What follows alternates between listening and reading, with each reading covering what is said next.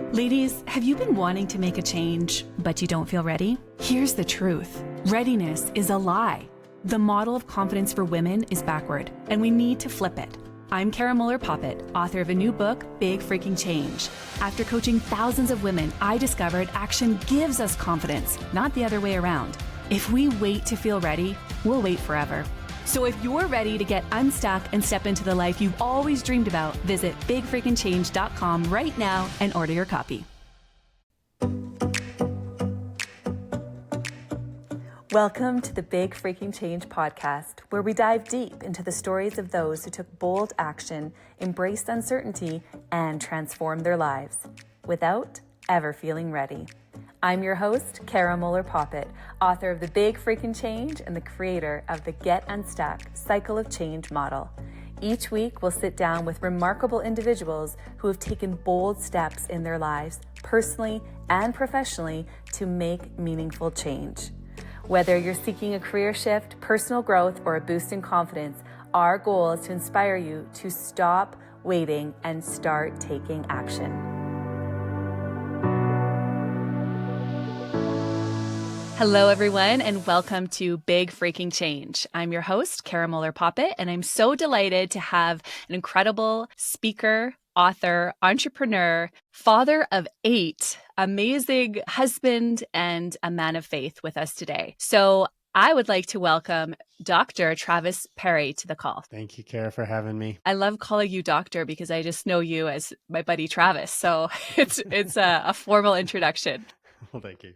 Yeah, I'm going to start off by reading your bio just so all of our listeners know the amazing brilliance that you bring to us today. So Dr. Travis G. Parry is the author of an international best-selling book, Achieving Balance. He's the host of Balanced Advisor podcast, the founder of the Make Time Institute. He's earned a doctorate in family and human development to better understand stress and goal achievement. Dr. Parry founded the Make Time Institute to help business owners achieve balance. More importantly, he is homeschooling, father of 8 incredible children, and the husband to one amazing and talented wife of 22 years. Welcome to the call. Thank you.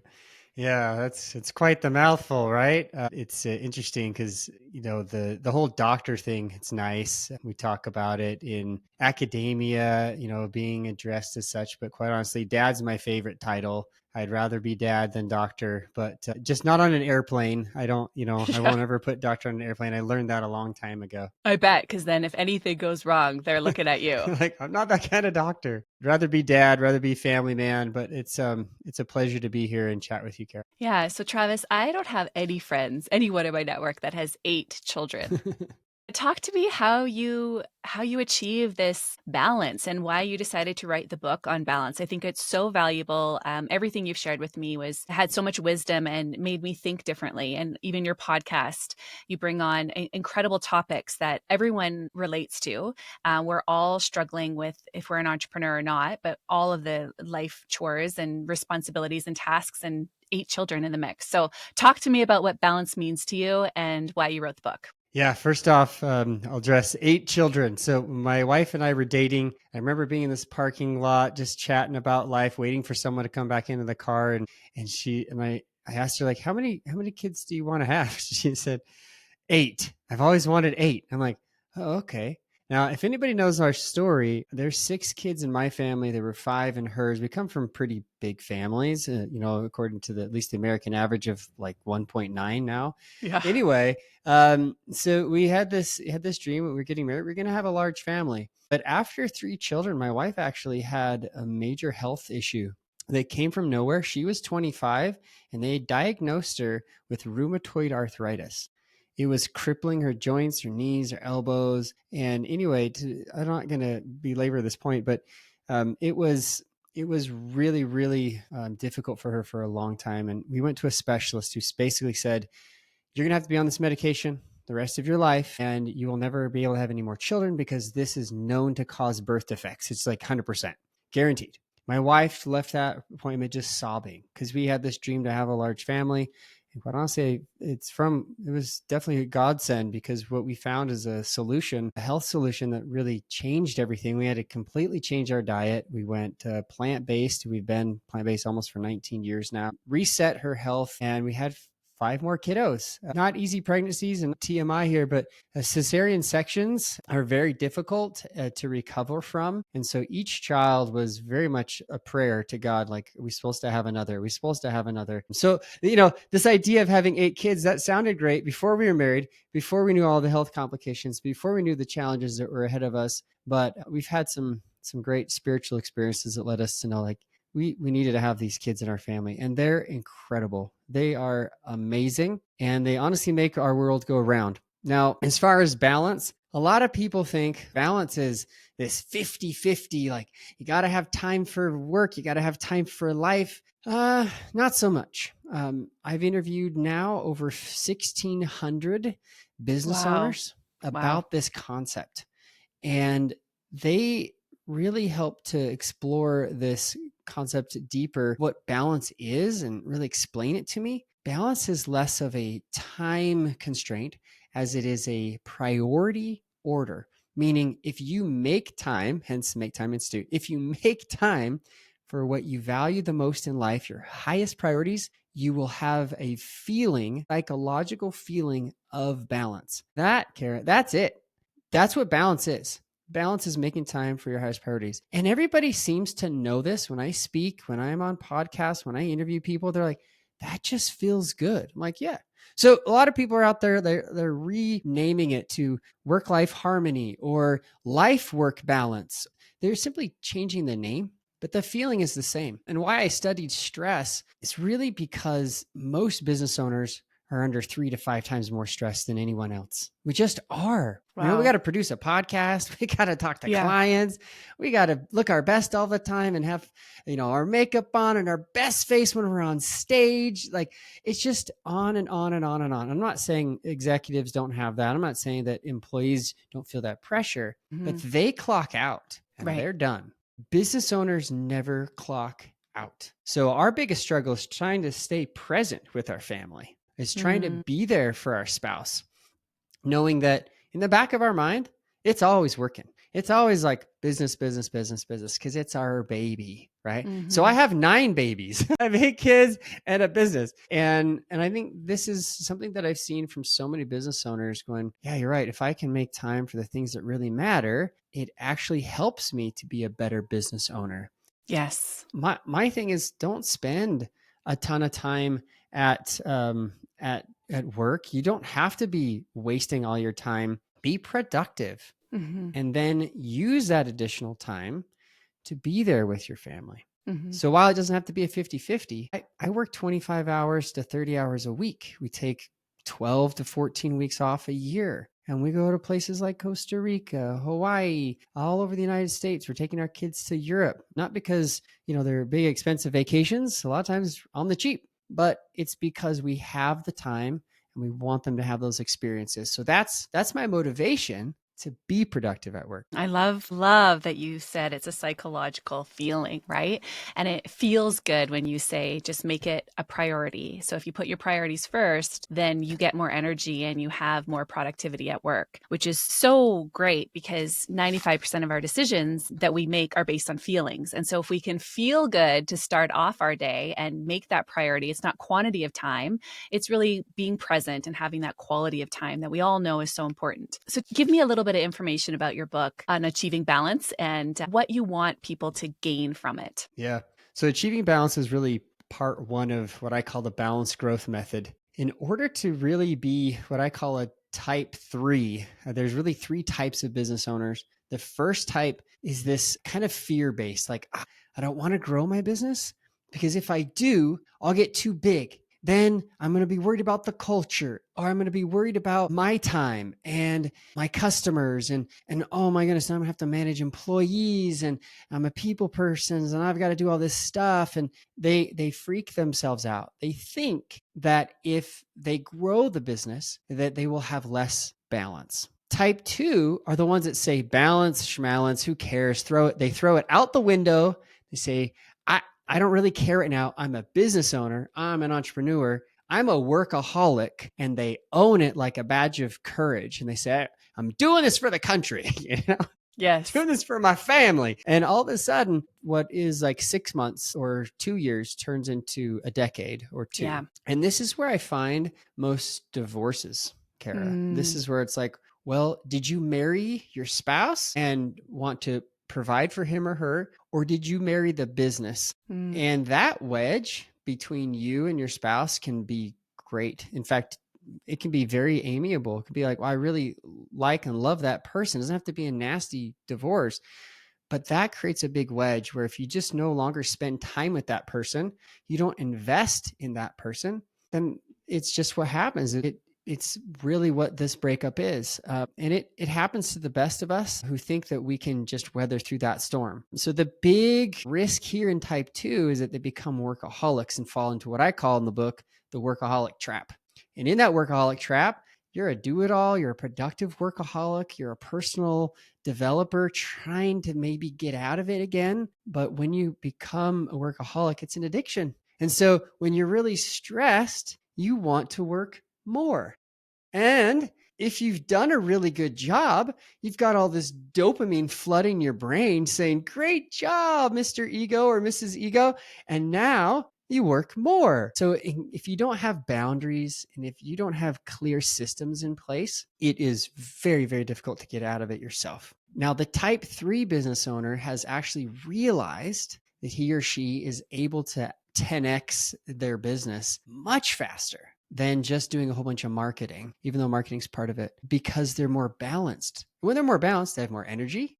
Mm-hmm. They're more alive. They have more time freedom. And because the business is growing, then they have more money freedom and more money to put back into the business to grow it. So what I have found is that the key to being in a type 3, what I call a balanced achiever, is the spouse. When the spouse is on board, not meaning that the spouse has to be part of the business, but when you and your spouse are financially on the same playing field, on the same team, going the same direction, then you have less stress at work. Because you're like, oh, things are going great. My spouse is taking care of that at home or whatever, or vice versa. And then at work, when you come home, you're less stressed about what's going on at work because you know that things are being taken care of. And quite honestly, Cara, this is a societal thing. When we divide and conquer roles and responsibilities, family research has shown that it's way better for the two of you than trying to do both things at the same time and kind of getting nowhere fast. So I found that to be true with over the 1,600 interviews we've done. The ones who are type 3, they're on the same page with their spouse. They have boundaries. They set limits. They are present with their kids. They're present with their spouse. And a lot of times they're the most healthy people that I know. So I wish that wisdom could be disseminated to others. And that's why I started the Balanced Growth Show. It's now, we changed it to the Balanced Advisor podcast, the Balanced Growth Show. So if you guys are listening, that was recent.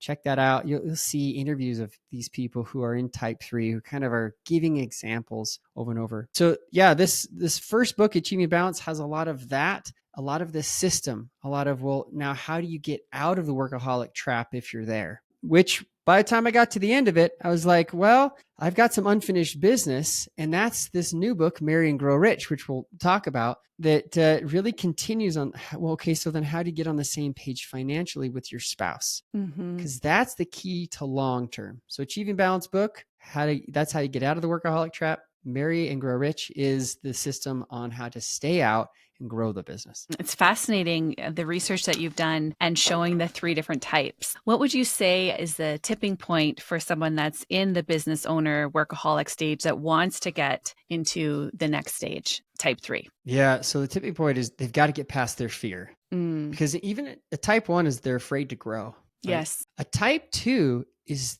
they're afraid they're not going to grow fast enough. So they just they put business as number 1 priority in their life. But what that really means is they're afraid to be balanced. So both they're fear-based, right? And you're about change. Like, how do you do this? Well, it's ready, shoot, fight, ready, fire, aim, right? A lot of people are so stuck in like, well, I've got to plan this out and I've got to do this first. No, a lot of it is just right here. It's the psychology again. It's in their brain. It's the subconscious though. And they won't admit it. Like, I'm not afraid to be, successful. Really? You're a type 1. You're probably afraid of success. And type twos, quite honestly, they're afraid of failing. So they throw everything into the business and they say, well, it's okay, honey. In 5 years, we'll come out of it. Again, it's just, well, what could happen in 5 years? Your kids are 5 years older. Yeah. Your wife or spouse at home is like, well, I don't see you as much anymore. And that is a big wedge and it can cause problems. So I would say, get over yourself and realize we all have these. We all have subconscious fears that hold us back from doing what we were meant to do. I don't think business owners are supposed to be in type 1 or type 2. The way, if they provide a solution, entrepreneurs provide solutions to problems. So if there's problems in the world and you're an entrepreneur and you're a business owner, then you need to be a type 3 in order to get that solution out to the world without destroying yourself in the process. I love this message because I know, when I started my business 16 years ago, I was pregnant. I kept working. I didn't have a maternity leave. I've had 3 children. I can't imagine 8. But I'm wondering if any of the research is showing the differences between men and women. So if a woman is an entrepreneur and her partner is a working employee or maybe even owns his own company, what are the stats saying with that? Because I think that there's a lot of cultural gender differences, and we're talking about, raising women up and being empowered, and there's a cost to it too. And I think there has to be a solution on the different roles, divide and conquer. Well, is the wife is still doing, generally speaking, most of the unpaid labor in the home. That's right. And so my solution is outsource. Like I need to have a cleaner to help with those things. But talk to me about the statistics that you find and how we can kind of get ahead of it and maybe some warning signs that we need to pay attention to. Yeah. So 2 big things that come to mind. Number 1, men die first. My father was 49. He was 2 weeks shy of his 50th birthday when he died of a heart attack on a mountain bike ride. I know we've talked about this in past, but for your listeners, that's what set me off to start studying stress, because it was a stress-related heart attack. He had no idea. They call it the widowmaker because the first sign of this or symptom is sudden death. And we were not prepared for this in the least bit. It floored our whole family and the community at large and friends. There was probably 1,200 people at his funeral, standing room only. It was just an incredible event. I was a financial advisor at the time and was trying to help my mom pick up all the pieces afterwards. So I studied stress from a male perspective personally because I was wanting to know what I could do. And the PTSD that created for me and for my wife was real. I had dreams for years about my dad coming back. My wife, every time I would leave town, would get worried, would have an emotional response because of what happened to my dad. Like, these are real things that, people should go to therapy for and really work through. So I studied it from a male perspective, and that's who normally I typically work with. That said, what you just mentioned earlier is fact. Women in business a lot of times are carrying both the role of mother and provider, right? So what happens is, and I've seen research on this, that women, especially if they have, see, this is the difference. I'm going to say moms and dads, because this brings a whole new element. When you're a mother and you're working, own a business, whatever, the children still are calling you from school. Yes. You're first on their list. If they can't get a hold of you, typically speaking, this is very, very gendered. Okay. Yeah. If they can't get a hold of you, then maybe they'll call grandma or dad. Yeah. And typically in that order. So it just kind of depends on how tight the family is. Well, what does that mean? Well, it means when mom comes home from work, she's still mom. Yes. That means mom a lot of times is still preparing meals, dealing with, kiddos after hours. If there's someone, again, who's sick or needing additional help, it's the woman who's expected to be more flexible to then take the time to go and help, right? Yes. So I think navigating that between husband and wife, to me, is the most important idea. Men need space to deal with stress so they don't bottle it up and destroy themselves and their health. Because my dad was on a mountain bike ride. That guy was riding 100 miles a week on his road bike. He was not in bad health, right? Quote unquote.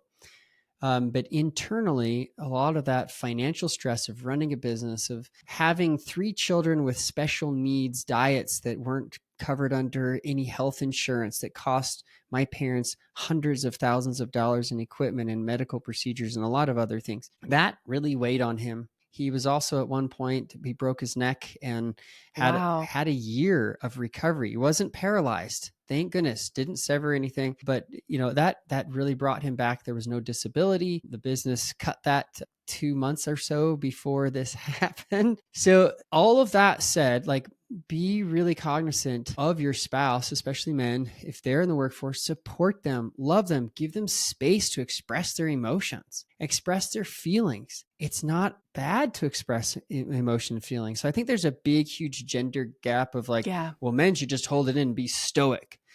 There's a cost to that. There is a cost. There's a huge cost internally. And if they're not balanced, if they're not focused on their time for their health, for their relationship with God, all those things that tend to be the highest, they're not going to be, in great psychological places. Okay. And that can cause stress, but it also can cause workaholism. And workaholism, I didn't mention this earlier, a lot of times can lead to other addictions to soothe that they're not having that fulfillment.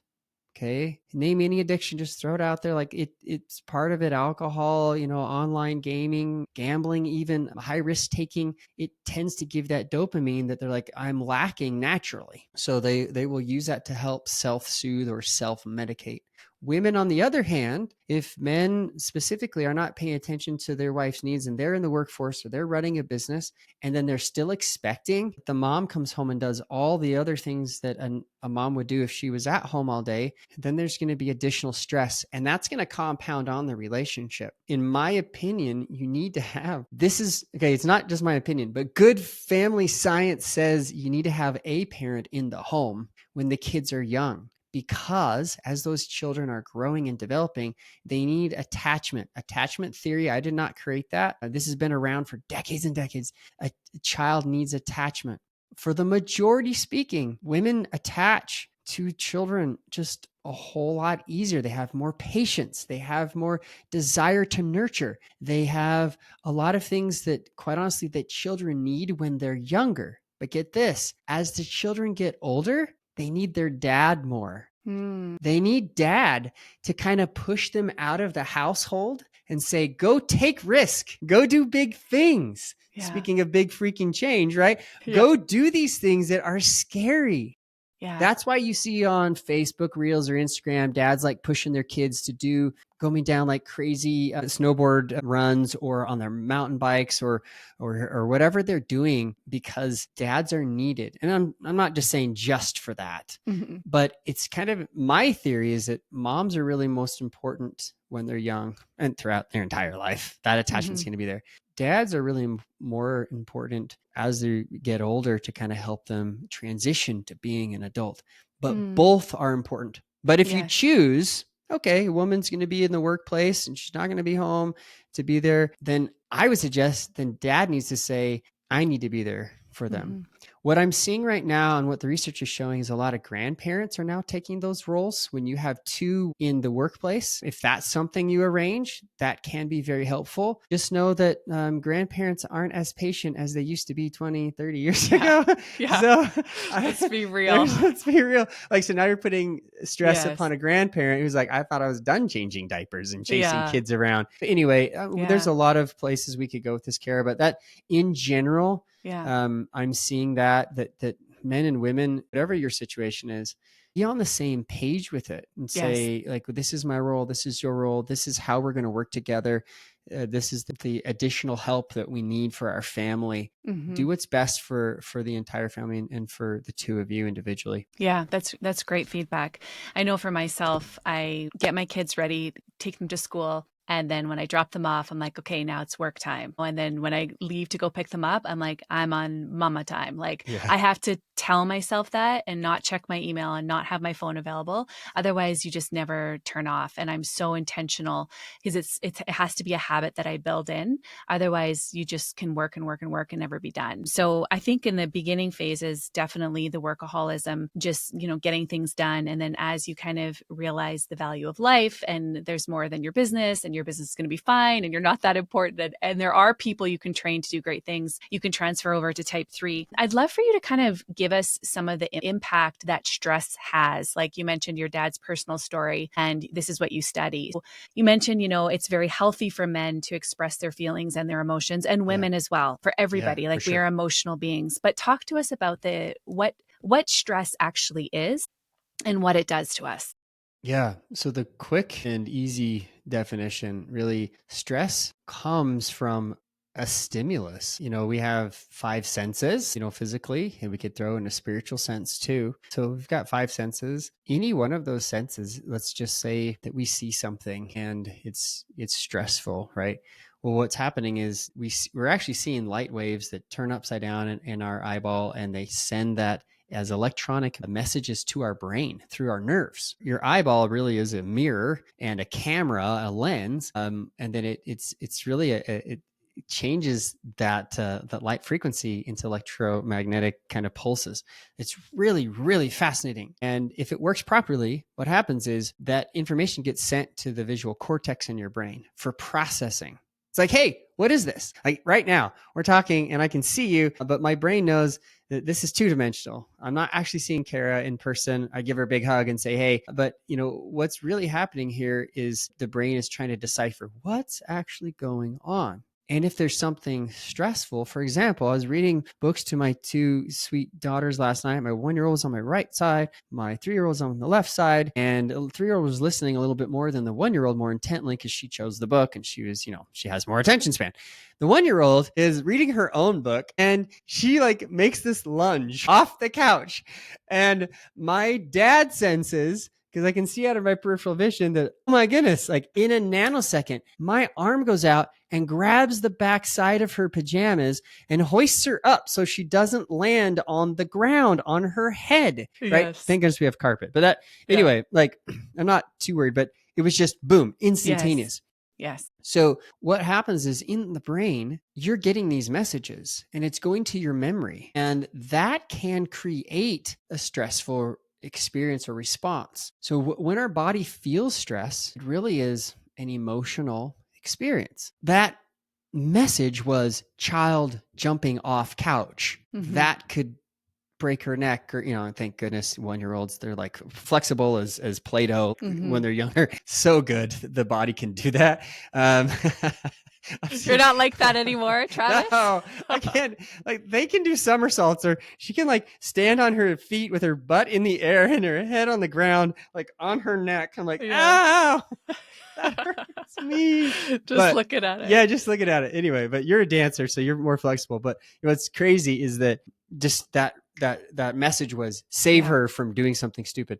It could be, you hear something, especially in relationships. You're like, somebody says something to you and they say it wrong. Ooh, your spouse is maybe said something in the wrong way. And instead of acting to that calmly and patiently, you get irritated, because that never happens to me. It's probably just you, Cara. Yeah, obviously just me. It's just you. It never happens to me. And then what happens is you have a miscommunication. Yes. And because of that miscommunication, you get upset, angry, frustrated. Those are all emotions, but that causes stress. Now, some people think that all stress is bad, and that's not true.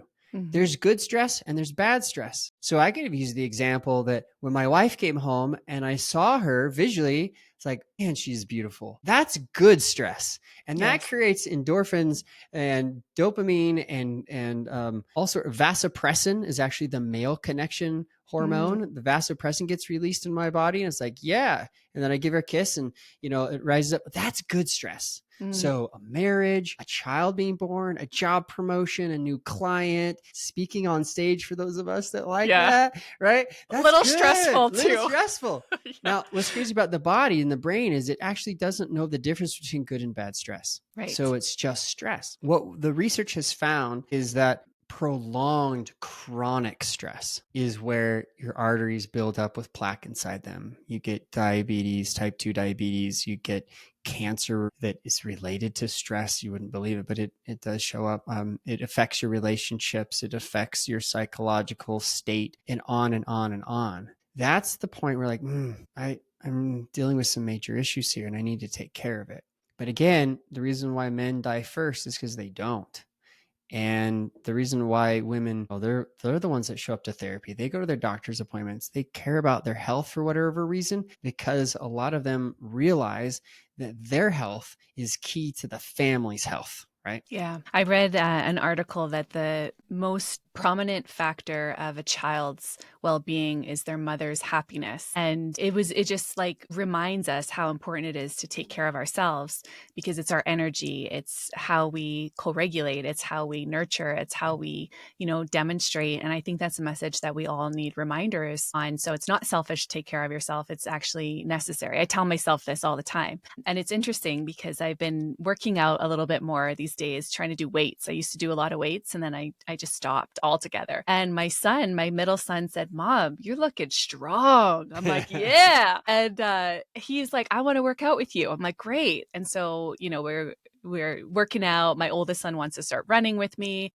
Yep. And it's great because I didn't have to tell them, we should do this. They already play soccer. They're super athletic, but they saw something and they're like, "You're looking strong. I want to be a part of it." And it just felt good. It's like, yeah, like we need to teach our children these things and we need to do these things. So I appreciate that, and the importance of stress. Like stress does not go away. And you're right. I've been to therapy. I've done a lot of different things for myself, chiro, acupuncture, all the things, because you have to get stress out of the body. And that is something that I think we don't think about. We just suppress, and then your body can't regulate and the body keeps a score. So to wrap up this conversation, Travis, I could talk to you for hours. I think you're so fascinating. I'd love for you to tell me about big freaking change. How does the brain work when we're going to make any type of change, whether it's small or big? I know we talked a little bit about fear. Fear gets in the way. We got to embrace the fear.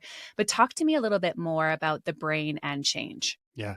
I'm going to combine kind of the solution to how do you cope with stress and make the change, because Great. quite honestly, a lot of people won't make change because it is stressful. Right. Our subconscious mind really is there to protect us from stressful events. So when you're experiencing stress, it might be we tend to hear the fight or flight, but there's also freeze. And psychologists are finding fight, flight, or freeze. And so either one of those is going to be stressful. Your body reacts. If you take flight, you have tunnel vision, your heart races, the adrenaline is just flooding your body. If you fight, it's kind of the same thing, but your reactions are a little bit different because you're expecting something. We always like to use this analogy of a bear, but that's the stupidest analogy because you never fight a bear.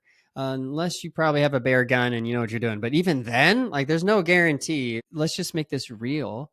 Let's talk about, spousal interactions, communications. I mean, you get in an argument about something, then there's that, are we going to fight back? Are we going to verbally, defend ourselves and do all these things that we know probably cause harm to the relationship? Are we just going to avoid it and run away? And I'll talk to you about that later. That's not, we sweep it under the rug until it explodes. Or do you just freeze, not say anything, just go along to get along, right?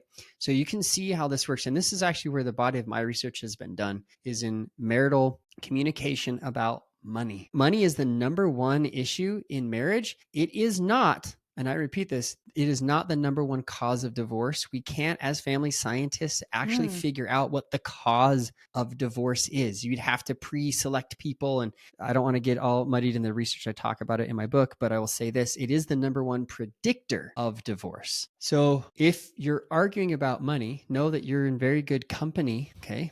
But it doesn't need to be like that. You don't need to have this stress. What should you do? The things I talk about in my book are focus on getting past your limiting beliefs individually, then getting on the same page financially with your spouse by focusing on your values first. Don't focus on the goal first.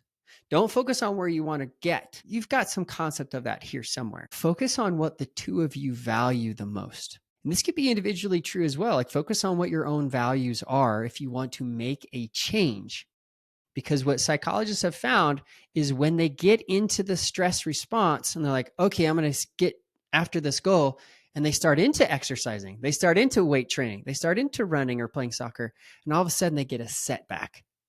They go, well, I guess I shouldn't do that. The subconscious wants to protect you from being more injured. It wants to protect you from having that thing happen again. So it starts to tell you things so that you can be comfortable, like a big fluffy blanket, next to a fire on a cold night, whatever. Like that's kind of what the subconscious is meant to do. But if you can break through those limiting blocks and say, no, setbacks are normal. I might fall off this stage. I might fall down and break my leg if I'm playing soccer or whatever it is. But I'm going to learn through the challenge how to stay true to my values. We could have a whole conversation on values. I talk about in achieving balance more than anything else. But when it comes to being on the same page financially, you as an individual have values about money and your spouse has values about money. Focus not on the differences between the two. That's where most arguments happen, is because you value it differently. Focus on what is the overlap in that Venn diagram. Where did the two of you actually see eye to eye? That is where change can happen as a couple financially. And that's what leads to you being able to grow your business while keeping your balance. That is the key to being type 3. And that, my friend, Cara, is how if I'm going to make a major change in my life, if I don't stay true to what that value is, it's easy to get lost in fear. Yes. It's easy to see that setback and be like, I guess I'm not going to do it. For example, we wanted to take our family to Costa Rica for 5 weeks, and we had 6 of our children home. 2 of them were actually gone on missions. They're adults now, but we had 6 of our children. But traveling to Costa Rica for 5 weeks with 5 children under the age of 17 with 1 nursing child was something that we thought this is going to be impossible. There was setback after setback after setback. But when we finally made it happen and we went and had this amazing experience, because we homeschool our kids. And so we can, have to take them out of school. We have these experiences. Our kids look back and said that was their favorite thing about the entire year. They forgot about all the hard things. They forgot about all the trouble, the financial, situation when we got there, and the car dealership, the car rental, the only car that was big enough for our family really kind of put us through the ringer. And I thought, oh crap, our vacation, day 1, hour 1 was over because of something they put us through that I won't spend the time to talk about. But this is how life is. This is how business is. This is how, when you go to set on that stage and you make a big change in your life, the very first thing is going to be that fear. And I'll be a little religious, just a little. Go for it. Satan doesn't want us to achieve our goals. He doesn't want us to make a good change in our life. He wants us to stay status quo. He wants us to fail. He wants us to give up. So that's a huge part of my value system, is I believe God wants me to succeed. Yes. God has faith in us. I love that you talk about the values, because I always encourage people when they want to make a change, not to get attached to the outcome of what the change is going to bring, but get attached to the feeling they want to feel. And that's aligned with their values, right? They want to, they want to feel something, but understanding it will give them that motivation when we have the setbacks. And, entrepreneurship is setback after setback after setback. And you have to problem solve and see possibilities to your problems and get into flow instead of just like feeling the force. So I love that, fear is something that we start to have additional endurance. I think the more we do it, that stress comes in and we can tolerate it more. We can, you get hosed with your, maybe they rented you a van, a mini, like a whole bus, who knows, right? And you're paying so much, but then you can shift because you're like, okay, I have perspective. I'm not going to let it ruin me. So Dr. Travis Parry, where could everyone find more about your work, your books? I got to get the new book. I have Achieving Balance, but I can't wait to read the next one. So tell us where everyone can find you. Yeah. I mean, you can get my books on Amazon. They're available, but if you want to get them, instantly, I've got an ebook and an audiobook for Marry and Grow Rich. If you go to marryandgrowrichbook.com, so marryandgrowrichbook.com, you can get that one as an instant download, as the ebook. It'll save you probably like $20 compared to the Amazon. So it's for $4.95. You can grab that. You can also order the print for just the shipping. So cover the shipping. You'll get the 3 copies. If you want to know much more about me and the Make Time Institute, go to maketimeinstitute.com. It has all of my books. It has my podcast. It has where you can hire me to speak for your organization, all that good stuff there, and my vlog. So I talk about these concepts, interview great people like Cara's doing here for this podcast. I have that on the Balanced Growth Show. So connect us with us there, marryandgrowrichbook.com or maketimeinstitute.com. And thank you, Cara, for letting me take some time to be on the show.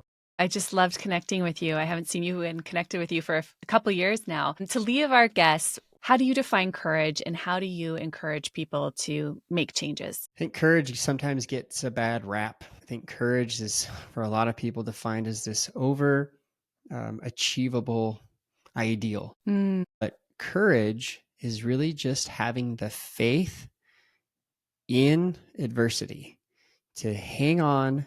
And I'm going to say this again, hang on to your values while you're going through change. Hang on to your values while you're facing the insurmountable. I mean, we can look at David and Goliath, the classic example of the little guy versus a literal giant, and what his value was. His value that he hung on to is God is greater than this giant.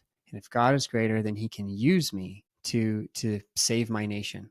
Whatever it is that you're doing as an entrepreneur, you're facing a giant of challenges, of fears. And maybe those fears are actually in you. Maybe those fears are your subconscious. Maybe those fears are what keeping you from not, doing the big change you need to in your life, in your business, in your health, whatever it might be. But if you can get to where your values are speaking to you and you hold on to those, that will change you more than setting more goals, more than doing a lot of the things we were taught so many years ago that don't really work. And so we stop setting goals, right? But if you focus on those values in that moment and have just the courage to act in fear, and it's okay to have that fear. But I'll tell you, as soon as you take that step forward, as soon as you take action, fear doesn't have place in you anymore. It gets replaced by faith. So take the step, get on stage, take the step, change the business, change your health just by taking an action. Because now the subconscious goes, well, wait a minute, you're making a change. I better accommodate. And you start to reprogram your brain. You start to tell it what to do instead of it telling you, and you're no longer held by fear. The thesis of my book, Dr. Travis Parry. Thank you. Loved seeing you. Thank you so much. And to all of our listeners, we'd love for you to review, comment, share this with someone else that it would add value and help them and really understand the importance of stress. If you're an entrepreneur, this is an excellent episode to listen to again, and also to follow Dr. Travis Parry's work. So thank you so much, Dr. Travis Parry, and everyone else. Take action.